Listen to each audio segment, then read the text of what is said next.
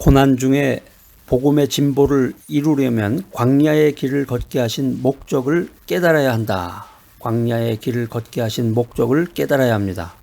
우리 인생이라는 것이 광야입니다. 광야. 성경에 나오는 우리 믿음의 조상들이 있습니다. 요셉이라든가 다니엘, 여호수아. 이 믿음의 조상들은 눈에 띄는 잘못이 없는데 이들에게서 잘못을 찾을 수 없는 이유가 있습니다. 그게 뭐냐면은 모두가 광야의 연단을 경험했다는 것입니다. 요셉 한번 볼까요? 요셉은 노예 생활과 감옥이라는 광야를 통과했고, 다니엘은 뜨거운 풀무불과 사자굴의 위험한 광야를 통과했습니다. 여호수아는 어떤가요? 여호수아는 오랜 기다림과 인내의 광야를 통과했습니다. 이 광야라고 하는 것은 지나가기 힘든 곳이지만 인생의 유혹과 인생의 시험에 대한 이 백신 역할을 감당합니다. 이 광야라는 말이 굉장히 의미가 깊고 아주 말하면 말할수록 아주 의미심장한 말인데, 광야를 히브리어로 미드바르라고 합니다. 미드바르.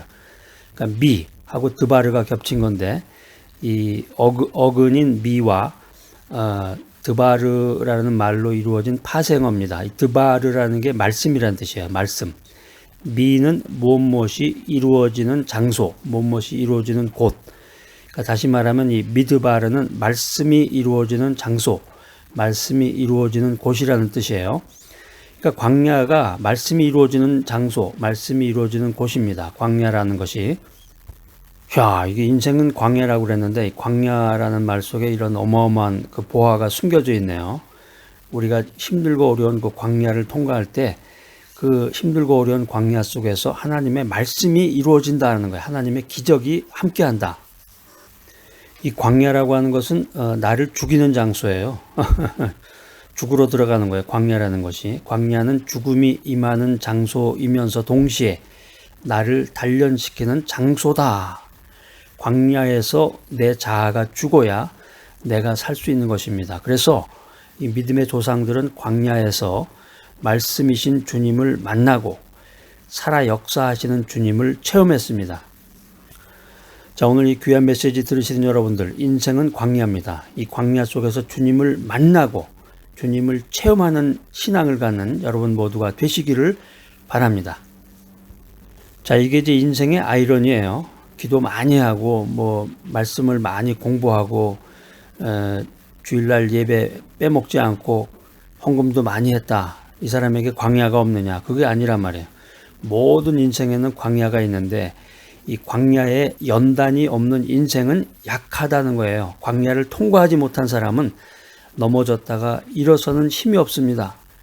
인생에 광야가 없다면 광야의 시간 이상으로 인생에서 큰 대가를 치르게 되는 것이 인생이 우리들에게 알려주는 진리입니다. 오늘 이 광야의 철학에 대해서 아주 심오한 말들이 많이 나오는데 참 좋습니다. 광야 산무라고 해서 광야에 세 가지가 없는데, 광야에는 첫 번째 물이 없습니다. 광야에는 물이 없어요. 그래서 광야에서 살아남기 위해서는 물을 마셔야 되는데, 광야에서는 생명수 되시는 주님을 만나야 된다. 생명수 되시는 주님을 만나야 된다. 두 번째로 광야에는 믿고 의지할 사람이 없습니다. 광야에 사람이 없죠.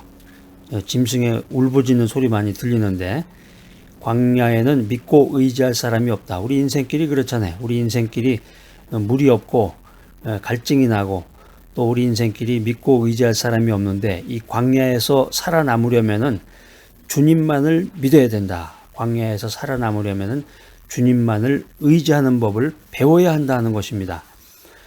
세 번째로 광야에는 길이 없습니다. 광야에 길이 없어요. 어디로 가야 되는지 모르는 거야. 길을 따라가야 되는데, 그래서 광야에서 살아남기 위해서는 길이요, 진리요, 생명 되신 주님만을 따라가야 하는 것입니다. 이스라엘 백성들에게 이 광야 40년은 이스라엘 백성들이 그 출애굽해서 광야에서 40년을 돌아다녔어요. 이스라엘 백성들에게 이 광야 40년은 낙심과 고통과 눈물의 세월이었습니다. 그러나 그 광야의 여정에는 놀라운 하나님의 섭리와 놀라운 하나님의 사랑이 있었습니다. 40년을 광야에서 헤맸는데 광야에 무슨 뭐 슈퍼마켓이 있는 것도 아니고 광야에 무슨 뭐 놀이동산이 있었던 것도 아니고 어디서 먹고 어디서 자고 어디서 여유 있는 시간을 보냈겠습니까? 모든 것이 다 먹고 자고 또 삶을 이어나가는 그 모든 것을 하나님께서 은혜로 채워주시고 이끌어 주셨던 것이 광야인데 광야의 여정에 놀라운 하나님의 섭리와 놀라운 하나님의 사랑이 있었다는 거예요. 자, 이 귀한 메시지 들으신 여러분들 어떻습니까? 여러분들 지금 광야의 길을 걷고 계십니까? 하나님이 광야길을 걷게 하신 목적이 무엇이냐? 하나님께서 우리 믿음의 사람, 하나님 중심으로 인생을 살아가는 사람들에게 왜 광야의 길을 걷게 하실까? 그 목적이 뭘까? 궁금하죠, 여러분? 제가 아주 중요한 사항만 뽑아가지고 엑기스로 여러분 입속에다가 쏙 하고 넣어드리겠습니다. 하나님이 광야의 길을 걷게 하신 목적이 뭐냐? 첫 번째는 하나님께서는 나를 겸손하게 하시려고 광야길을 걷게 하신다라고 하는 것입니다. 구약 성경에 보면은 하나님께서 이스라엘 백성들을 겸손하게 하시려고 이 광야 40년을 허락하셨는데 이스라엘은 오랜 노예 생활로 인해서 하나님을 온전히 신뢰하지 못했다는 거예요. 그래서 조금만 어려움이 닥쳐오면 하나님과 지도자 모세를 원망했던 것입니다. 이 출애굽기에 보면은 계속해서 나오는 이야기가 그런 거예요. 하나님께서 광야길을 걷게 하신 목적 두 번째는 하나님은 이스라엘 백성들이 온전히 순종하는지를 보려고 광야길을 걷게 하신다. 이 진정한 믿음이라고 하는 것은 고난 속에서 하나님의 명령에 순종하는 행동입니다. 여러분들 지금 이제 광야길을 걷고 있는데 온전한 순종, 여러분의 그 온전한 순종이 하나님의 온전한 복을 받는 유일한 길임을 믿으시기 바랍니다. 고난 가운데서 광야의 길을 걷고 계십니까? 겸손한 마음으로 나를 낮추고 적극적으로 또 진취적인 믿음으로 순종하는 여러분 모두가 되시기를 축복합니다. 자, 세 번째로 하나님이 광야길을 걷게 하신 목적, 세 번째로 사람이 떡으로만 사는 것이 아니라 하나님의 말씀으로 사는 것임을 가르치기 위함입니다. 구약성경 신명기 8장 3절에 보면은 이런 귀한 말씀이 기록이 되어 있습니다. 제가 한번 읽어보겠습니다. 신명기 8장 3절 이렇게 성경 찾으셔가지고 이렇게 빨간 펜으로 밑줄도 이렇게 쫙 꺼놓으시고 그 성경 여백에다가 이렇게 자기가 큐티한 내용이나 은혜 받은 내용도 이렇게 적어 놓으셔야 돼요. 자, 신명기 8장 3절 시작. 너를 낮추시며 너를 줄이게 하시며 또 너도 알지 못하며 내 조상들도 알지 못하던 만나를 내게 먹이신 것은 사람이 떡으로만 사는 것이 아니요 여호와의 입에서 나오는 모든 말씀으로 사는 줄을 내가 알게 하려 하심이니라.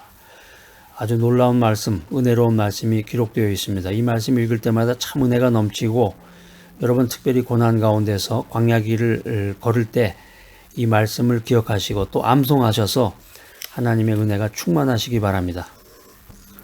광야에서는 하나님께서 먹을 걸 주지 않으면 죽게 됩니다. 광야에 슈퍼마켓이 없어요. 예전에 그 6.25 때 먹을 게 없다고 그러니까 그 애들이 그런 말 한대잖아요. 그러면은 라면이라도 끓여 드시죠. 그런 말 했다고 그래요. 먹을 게 없는데 라면이 어디 있어요. 광야에 먹을 게 없다고 그러니까 슈퍼에 가서 좀 뭐 사서 드시죠. 그런 얘기 하는 거나 똑같네. 광야에서는 하나님께서 먹을 걸 주지 않으면 죽게 되는 거예요. 나를 지키시는 하나님의 능력이 어빌러티가 유일한 양식이다라는 거예요. 나를 지키시는 하나님의 능력이 유일한 양식이 된다. 하나님은 나를 낮추시고 오직 하나님만 의지하고 오직 하나님만 바라보게 하시려고 지금 나를 광야길을 걷게 하시는 것입니다. 하나님께서 광야길을 걷게 하신 목적이 무엇인가? 첫 번째 뭐라고 그랬어요? 하나님께서 나를 겸손하게 하시려고 광야의 길을 걷게 하신다. 두 번째는 뭐라고 그랬어요? 하나님께서 내가 순종하는지를 보려고 광야길을 걷게 하신다. 세 번째는 뭐라고 그랬죠? 하나님께서 광야의 길을 걷게 하시는 목적은 사람이 떡으로만 사는 것이 아니라 하나님의 말씀으로 사는 것임을 가르치기 위함이다 라고 하는 것입니다. 자, 오늘 이 귀한 메시지 들으시는 여러분, 고난 가운데 광야의 길을 걷고 계십니까? 겸손한 마음으로 나를 낮추고 적극적이고 진취적인 믿음으로 순종하는 여러분 모두가 되시기를 축복합니다.